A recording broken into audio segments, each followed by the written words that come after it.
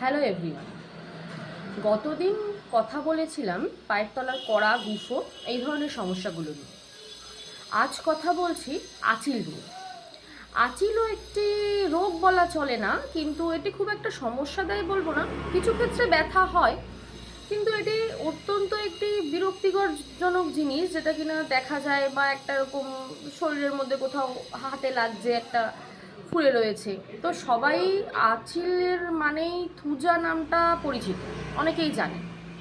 কিন্তু এক্ষেত্রে বলা উচিত যে থুজা কিন্তু আঁচিলের একমাত্র ওষুধ নয়। আঁচিলের প্রকারভেদ অনুযায়ী অনেক রকম ওষুধ ইউজ করা হয়ে থাকে। হ্যাঁ, থুজা একটা খুবই গুরুত্বপূর্ণ পার্ট আঁচিলের ক্ষেত্রে, কিন্তু এছাড়াও আরও অনেক ওষুধ ব্যবহার করা হয়ে থাকে এবং থুজাও লাগানোর জন্য এবং খাওয়ার জন্য নানান রকমের পাওয়ারের ব্যবহার হয়ে থাকে। তাই আঁচিল নিয়ে যারা ভুগছেন বা একটা সমস্যাদায়ক বিরক্তিকর সিচুয়েশনের মধ্যে রয়েছেন, তারা অবশ্যই হোমিওপ্যাথি দেখাতে পারেন। হোমিওপ্যাথি ডক্টরকে আঁচিলের থেকে অবশ্যই মুক্তি পাবেন। আমাকে দেখাতে চাইলে আমার কন্ট্যাক্ট নাম্বার আমি দিয়ে দেবো।